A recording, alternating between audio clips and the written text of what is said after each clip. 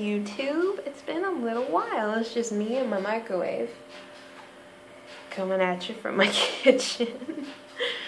So ignore all of this. I'm just chilling on my slippers and it's just a super lazy Sunday. Kids are asleep. I got my ice cap. I bet you're wondering what an ice cap is, but I think actually in one of my videos I have an ice cap too. I live in Canada. It's just like an iced coffee slurpee milk thing, but anyway, it's like my favorite thing. So this video is basically just me telling you that you can have a VBAC. And the reason I'm sitting down and telling you that you can have a VBAC is because I had a VBAC. And whoa, I was like, yeah.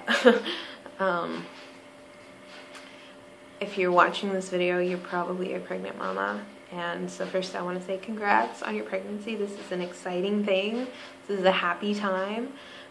You know, don't let all of this fear and doctors and I had a midwife with my son, and then when I had my daughter's pregnancy, I wasn't allowed to have a midwife. I had to have an OB because it was high risk.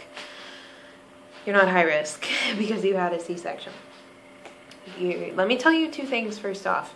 Your uterus is not going to explode. It is made to do this. There is a different cut you can have done. I don't know the actual terms, but I would just say research. Make sure that you know what sort of incision you had with your first child or your second, whatever, your cesarean birth. Because I think that the incision that goes up the stomach is more, I don't actually know much research on that, but I would just say educate yourself. But if you have one that goes across, I know that it is technically safer, and that's what I had with my son. And so yeah, it's not just gonna explode during your pregnancy from Braxton Hicks, from your baby kicking. You're not just gonna rip open and guts everywhere. I personally didn't have, I had my children exactly a year apart, and I didn't have any pain or discomfort in my incision. I've heard of women who have, but I didn't. It didn't get swollen, it didn't get red, it didn't anything at all. What else? I prepared myself for a VBAC by stressing a lot, and I wish that I could go back and kick myself in the ass, because I really wish that I had just sat and enjoyed the pregnancy. I really feel like it's just taken away from you, you know, when you find out you're pregnant, all of these thoughts go through your mind, like, oh my God, can I have a vaginal? Should I try? Should I just have a cesarean? You know, and I would just say, sit down. Just sit down, make a tea, write it all out, and then just realize for a second, every single day, spend some time sitting there and realize that you are a woman and you have a uterus and your body is made to do this. It's just, I'm not trying to be like, oh, I am woman, hear me roar. It's just, it's true. This is what we are physically made for, and your body does know what it's doing. And just own that, and just realize that it doesn't matter what you think up here, your body is doing the work down there. Even while you're sleeping, even while you're pooping, even while you're stressing out and crying in a corner like I did several times, it's still doing it. And I gained 85 pounds with my daughter's pregnancy. So I was huge. And I know that a huge, huge, huge thing, I think I could say huge one more time, that I was sort of told and researched during pregnancy was to stay fit. And that if I was more fit, I had a better chance of having a vaginal. And I would just say, like, I feel like I was pretty physically fit. Like, I had a 1-year-old that was new to walking, that I was chasing all the time and picking up and carrying. At 30 weeks, I had already gained 30 pounds. Like, oh my God. So I decided to start working out every single day, which I did up until she was born. But I did squats. I did so many squats every single day, and I don't know if that really helped or if it didn't. I felt pretty strong in my lower body regions, which I pushed for 4 hours. I'm sure it had, you know, some sort of benefit, but I wouldn't say that like I gained 85 pounds. I wasn't fit, you know what I mean? And I still did it. So now I'm going to talk a little bit about how her birth went. So my son's first birthday was July 17th. My daughter's due date was July 16th. I went into labor on my son's birthday. And it was, you know, very like on and off, and it was a long 4 days. And I tried to record this several times. The video is just too long. I mean, if somebody wants to watch a detailed video about every single thing that happens, I'll make one. But it went like this. It was 4 days of on and off bullshit. I was exhausted and tired. It was July. It was fucking hot. I was chasing my 1-year-old. I went in at one point because I was having regular contractions. I was also GBS positive and, of course, VBAC. So they wanted to hook me up to fucking everything. You know, they had to monitor every fucking thing. And so I went in and I had made no progress. And this was, I would have been like 40 weeks and 5 or 6 days, I think. Made no progress. And then the next day I went in and I was like a centimeter starting to thin out a little bit. And I don't remember if your cervix, I think it goes forward. I can't remember. But it was starting to go the right direction.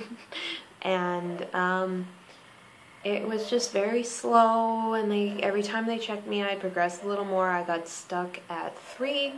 My water broke on its own. My OB went to break. Sorry, I got my babies on the monitor there. My OB went to break my water, but it actually just broke on its own. And then I got to a 4. And so the plan at that point was, like, I'd done 3 days of labor. I was ready for my epidural. Like, I don't care. Tapping out, you know what I mean? So the plan was that they were going to give me the epidural and I was going to try and sleep. And they have this really nice theory that, like, if you were given the epidural and you turn the lights out and you lie there and your body will just continue to progress while you rest and feel pain-free. And I tried this with my son and I tried this with my daughter and it doesn't work. You need to be moving.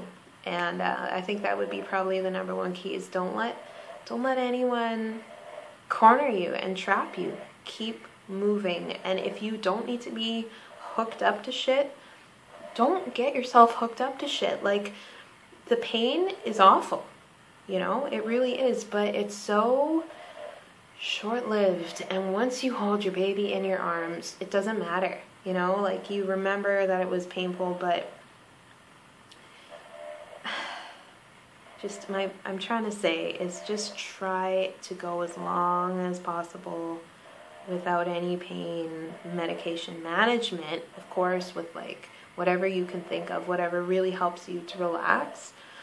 But I feel like the more active you are in your labor, the faster it goes. Like, if you're walking, if you're just doing squats, I was dancing at one point. I had like my IV pole and we'd turn on some music and I was just kind of going like this. It's like keep, you know, being upright.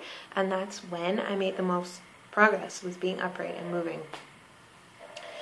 So I was stuck at a 4 and my OB came in the morning and said I made no change, and I burst into tears. And she kept suggesting, you know, to go on oxytocin. And I kept saying, no, no, no, no, no. I don't want anything to do with that. You know, give me a breast pump and I'll try and get like some natural oxytocin flowing, which did work. Got my contractions more regular, but it just wasn't like, you know what I mean? It just wasn't enough. So I finally agreed to the lowest amount, but with the agreement that, like, when I say shut it down kind of thing. So they did, and within half an hour it was going. And then I was stuck at a 7 for like 2 hours, and then I was stuck at 9 forever. And then at midnight on the 21st, they told me, or no, 22nd, they told me that I was fully dilated. And for somebody who has had a VBAC, I think that moment is really incredible. It's incredible, I think, as it is, but when you have a C-section, you feel like you are just incapable of giving birth. So to hear that you are fully dilated and ready to push is really cool. And then I pushed for 4 hours, different positions. I had an epidural. They turned it off at midnight. It was fully worn off by the time I was really, given those last few pushes. They wouldn't let me get out of bed even though I could move my legs. And then she was born, and she was 9 pounds and 1 ounce, and I pulled her up to my chest, and it was incredible. It was so cool. I was so terrified, and I kept asking them because they stitched me up. I think she did 2 cuts, but I don't think I tore. I think she's just kind of a psycho, because I kind of saw her face when she was cutting me, and it's like an automatic thing, I think, for some doctors, and whatever. I'm not going to try and pick it apart, but so they were stitching me up, and I kept asking, like, am I bleeding out? Am I whatever? And then I had to push a little bit for the placenta, but it wasn't a big deal. And then, yeah, and then right after she was born, and they, probably a couple hours, all I wanted to do was go take a shit. Because when you have the epidural, you're not allowed to go to the bathroom, and I had to go to the bathroom for like 3 days, and I wasn't allowed to eat, and so I told my nurse basically to go fuck herself and hobbled to the bathroom, just blood running down my leg everywhere. But I was just so empowered by like the fact that I could walk after giving birth, because I had, I wasn't able to with my C-section. I tried, and I walked probably like 4 hours after my C-section, but like getting up right after pushing a baby out, that's what we're made to do, and so I'm trying to think, and I just took, Advil, for probably a couple days after she was born. She latched right away. My nurse was really weird about it. She told me not to latch her for some reason. I don't know, but and we're 10 months strong into nursing, and it just was really incredible. And so I just wanted to share that. And if you're watching this and you're holding your little belly or your big belly and you're really worried about it, I would just say, don't let the fear take hold of you, and don't let anybody bully you into having a cesarean. If you want to try for a VBAC and you've got, a safer incision and you feel like strong, but like there is no reason why you shouldn't. And if you're having a hospital birth and anything goes wrong, you're right there, and you really just need to, if you make the decision to have a VBAC, you need to put the thought out of your head. And I actually told all the doctors in the room that I don't want to hear the words uterine rupture, because I felt like they were coming in every few minutes and reminding me that I was endangering my life and my child's life. And I just said, if anybody comes in here and talks to me about uterine rupture, you can leave, kind of thing. And I found that really helps. So you just gotta own it and make your decision and stick behind it and do your research. And if anybody tries to tell you otherwise, make sure you have support with you, people to say, no, this is what she wants and this is what we're doing. And I just wish you the best of luck. And if you have any questions or you want to talk about it, feel free to message me. And when you have your baby, whether you have a cesarean or you have a VBAC, share it. And we need to encourage each other and remember that we are women and we are built to do this. And I did it, and there's no reason you can't. So get out there and push some babies out. Okay, bye.